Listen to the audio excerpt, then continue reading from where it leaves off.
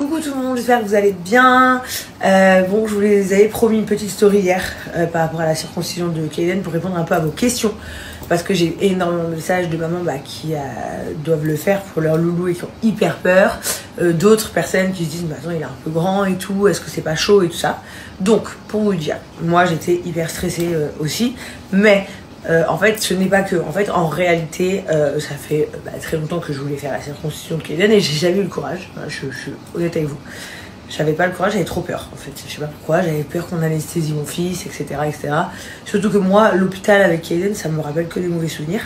Donc, hyper bien. Mais je vous avais dit il y a quelques temps qu'il avait. Pas une malformation, mais un truc qui allait pas trop. Il avait en gros une testicule qui était plus haute que l'autre, etc. Et que du coup, il fallait opérer pour la redescendre. D'ailleurs, ça peut aider tout le monde. Alors il y en a plein qui vont dire, ça les nerfs arrêtent, ils vont dire, son intimité, bon, son intimité. Moi je le dis parce que en gros c'est quelque chose de très courant apparemment chez les petits garçons. Donc quand ils sont bébés, vous savez, ça doit descendre. Des fois il n'y en a qu'une qui descend sur deux. Et il y a énormément de petits garçons qui sont opérés de ça. Et moi je m'en suis rendu compte l'année dernière, mais en fait il l'a depuis qu'il est né quoi. Et donc du coup je vous invite à faire attention à ça. Et si c'est le cas, c'est une petite incision. Où ils la font descendre, une petite incision, ils referment pour la maintenir. Donc c'est hyper simple. Donc tant qu'à faire, je me suis dit, je fais la circoncision en même temps parce que dans tous les cas, ils vont devoir l'endormir, etc. Donc on a tout fait. Ça a été hyper rapide. Donc déjà, je l'ai fait à l'Enval. Pour ceux qui m'ont posé la question, à l'Enval, c'est un hôpital à Nice extraordinaire pour les enfants. Vraiment, genre, je salue leur travail à tous, les infirmières, les brancardiers, enfin tout le monde, voilà. Vraiment, les gens étaient top, hormis les agents de sécurité. Voilà, je vais vous mentir, ils sont pas. Mais sinon, à côté de ça, vraiment tout le service médical incroyable. Les médecins extraordinaires. Hier, donc je vous ai partagé le chirurgien que j'ai choisi. Donc moi, c'est Tatine, donc Justine, qui m'a introduit à ce chirurgien. Donc chirurgien Dr Louis, incroyable. Ça a été fait en pif pas fou. Voilà. Donc trop mignon. Ils sont venus le chercher, ils l'ont descendu au bloc dans une petite voiture. Je vous mettrai une petite image après pour vous montrer. Ensuite, il est rentré au bloc, ils lui ont donné un petit médicament pour qu'il soit un peu tranquille, donc il est hyper tranquille. Et ils l'ont opéré très rapidement, alors ça a duré, je sais pas, 40 minutes l'histoire. Et ils m'ont appelé pour me dire, ça y est, c'est bon, c'est fini. Salle de réveil, ils m'ont descendu à salle de réveil, bisous maman, tac, j'attendais 30 minutes avec lui, on est remonté. Il a dormi quelques heures et dès qu'il s'est réveillé, on est rentré à la maison. Hier, il a chouiné un peu qu'il aille mal, c'est normal. Donc je donne de l'Uprane et tout ça. Et là, aujourd'hui, très bien, il se met la vaseline tout seul carrément. Parce que je lui ai dit qu'il fallait se mettre beaucoup de vaseline pour que le bobo il part. Et il le fait tout seul, donc je suis hyper contente. Donc tout ça pour vous dire que moi, ça a été un 2 en 1. Il n'a pas fait que la circoncision hier. Que là, du coup, pour le troisième garçon, je vais leur demander de le faire dès la naissance. Et pour London, je le ferai l'année prochaine quand il aura genre 2 ans et demi. Beaucoup de personnes aussi m'ont demandé qu'est-ce que c'est la circoncision. Donc circoncision, ça peut être quelque chose de religieux chez les juifs ou les musulmans. Ça peut aussi être quelque chose d'hygiénique dans certains peuples. Je sais que les Philippins par exemple se font circoncire parce que voilà, c'est vrai que côté hygiène c'est top. Ça, en fait, il y a des personnes qui m'ont dit ouais mon dieu les bactéries et tout, mais non justement du fait qu'il n'y ait pas la peau, ça permet de vraiment en fait d'avoir moins de risques d'infection etc chez les garçons. Donc c'est hyper bien. Je disais à toutes les personnes de confession musulmane, confession juive, toutes les personnes qui sont pour et qui m'ont envoyé plein de messages trop mignon pour Kaido. Donc voilà, tout va bien. Bonjour Monsieur Correa. Tout va bien et voilà, trop cool. Je suis trop contente et franchement c'est un vrai petit guerrier. Sinon, autre sujet, je sais que vous détestez. Enfin, il y en a qui détestent quand je mets des petites phrases de bad mood et que je dis rien. Mais en fait, il n'y a rien à dire. C'est juste une constatation générale, pour ma part, personnellement, pour le coup, et autour de moi, que malheureusement, de plus en plus de personnes ont que des amis opportunistes et de merde ou égoïstes. C'est-à-dire qu'aujourd'hui, tes amis ne considèrent pas des choses qui sont très importantes dans ta vie, par exemple. Et en l'occurrence, je vais le dire, j'en ai rien à foutre. Moi, hier, par exemple, la circoncision de mon fils, qui était un moment hyper important pour moi. Très peu, je vous dis la vérité, de mes amis ont envoyé un message pour dire Mabrouk, tout ça. Alors, ils vont toujours te sortir l'excuse. Ouais, mais tu me dois pas avertir. Mais je vais pas t'avertir à chaque fois que je chie. C'est-à-dire que je l'ai mis sur les réseaux, tout le monde le voit. C'est-à-dire que des centaines de milliers de personnes que je ne connais pas envoient des messages gentils et de soutien. Et tes amis, calcule même pas. Voilà, donc en fait, moi, ça me désespère. Et en vrai, d'un côté, je m'en fous, parce que, vas-y, c'est pas grave, tant mieux, comme j'ai dit, ça, au moins, on voit les choses en face. Mais d'un autre côté, ça fait de la peine, parce que tu te dis, bah, en fait, vraiment, les gens, c'est que quand ça les intéresse. Alors, ça les concerne pas, ils en ont rien à faire. Donc voilà, c'était une petite phrase du matin, parce qu'en fait tout le monde met toujours des phrases visées sur Instagram, et personne n'explique jamais ce qu'il pense, donc j'explique ce que je pense.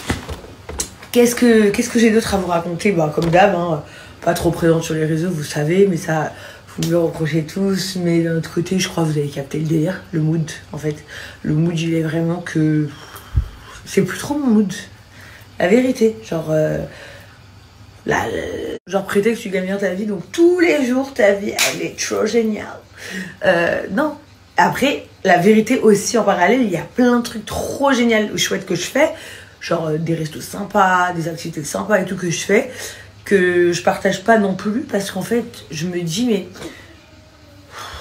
si je dois faire une analyse globale sur mes 7 dernières années, je dirais que j'ai passé des moments extraordinaires sur les réseaux à tout partager et tout, mais j'ai passé des moments extrêmement durs. Et à faire une balance, qu'est-ce que je referais aujourd'hui? Mais la vérité, je referais pas. Je referais pas parce que... Je parle pas de mon travail, hein. Je parle pas d'être la DJ Family, ça je continuerai toujours. Je parle pas d'être jazz, ça je continuerai toujours. Et en fait, la vérité, je vais vous faire rire, mais je pense que 90% des gens influenceurs, je peux pas me les redonner. Je vous jure, même ceux que je connais pas, je regarde les stories, je dis oh, quelle flemme. C'est de la mythomanie par milliers, c'est... Bon, après, il y en a, attention, hein, il y en a, c'est vraiment leur vraie vie, c'est leurs vraies activités, c'est leurs vrais trucs. Mais ce que je veux dire, c'est qu'il y a beaucoup de mensonges quand même. Il y a beaucoup de... Tout ça saoule, quoi. Ça saoule. Voilà, donc en fait, c'est pour ça. Donc j'essaye, hein, les gars, j'essaye. Là, vraiment, c'est spontané, j'ai envie de parler de vous, ça me fait rire.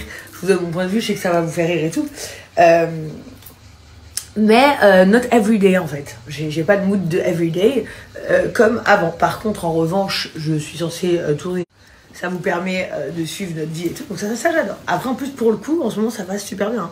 Genre, vraiment, j'allais très mal pendant quelques mois, là. Là, je vais très bien, hein, je vous assure. Mais, big boy, oui, vous moquez pas de lui, il a mis la robe de Chelsea. Parce que comme on veut pas lui mettre quelque chose qui le sert, il a mis la petite robe. Donc voilà, non, ça va très bien. C'est juste que des fois, même ça me donne la flemme. Et il m'arrive des trucs un peu ouf dans ma vie. Genre hier, il m'arrive un truc de ouf. Je ne m'assois jamais à l'arrière de ma voiture. Et donc, je ramasse et en fait, ça fait une boule et il est super bien fermé. Et je l'ouvre et il y a plein de gros sel, comme du gros sel à l'intérieur. Et des petits morceaux de cailloux, je sais pas. Je vous laisse imaginer que je suis rentrée dans une paranoïa totale. Donc non, pas l'option 1 de se dire c'est de la drogue ou quoi, pas du tout. Je vois très bien que non. Je parle de l'option 2 de me dire, mais attends, il y a quelqu'un qui a mis ça dans ma voiture. C'est quoi le délire en fait? Genre, et ça m'a fait paniquer, d'ailleurs je vais vous montrer. J'ai envoyé à une lumière. Donc voilà, je vous laisse imaginer la paranoïa dans mon cerveau, parce que du coup c'était la première fois que moi je découvrais un truc comme ça. Et d'ailleurs, je vais être très honnête, des fois quand même des gens que je connais me racontent des trucs comme ça, je suis un peu genre en mode... J'y crois, hein, mais genre le truc, tu trouves ça chez toi, tu trouves ça dans ta bagnole et tout, pas trop, non, tu vois. Genre, ça me paraît toujours lunaire en fait. Mais là, pour le coup, je vous confirme que c'était bien chez moi. Enfin, pas chez moi, mais genre dans ma voiture, quoi. Et que je comprends pas. Voilà, donc j'ai même pas envie d'imaginer ce que c'est. J'ai essayé de voir le truc positif, me dire peut-être que c'était pour un mariage. J'en sais rien. La vérité, j'en sais rien. Voilà. Mais du coup, ça fait carrément flipper. Donc, la jazzou. Donc, je disais, je pars en week-end demain avec mon mari et des amis à nous. Donc, ça va être hyper cool. Et puis après, on part en vacances. Enfin, on est en vacances. Excusez-moi. Vous voyez ce genre de truc? J'ai pas envie de le dire sur les réseaux. Ça me fout le seum pour vous, en fait. La meuf, elle est en vacances, elle vous dit, dimanche, je pars en vacances. En fait, c'est pour ça, en fait. Genre, plein de choses, même des critiques que j'ai pu recevoir dans le passé, aujourd'hui, je les capte, en fait. Je sais pas comment vous expliquer, mais bon, bref. Donc, en gros, oui, je suis une grosse connasse qui est déjà en vacances. Mais ce que je voulais dire, c'est que je vais changer d'endroit. Donc, dimanche, je change d'endroit. On part quelque part de super sympa pour les enfants, où il y a plein d'activités pour les enfants. Voilà.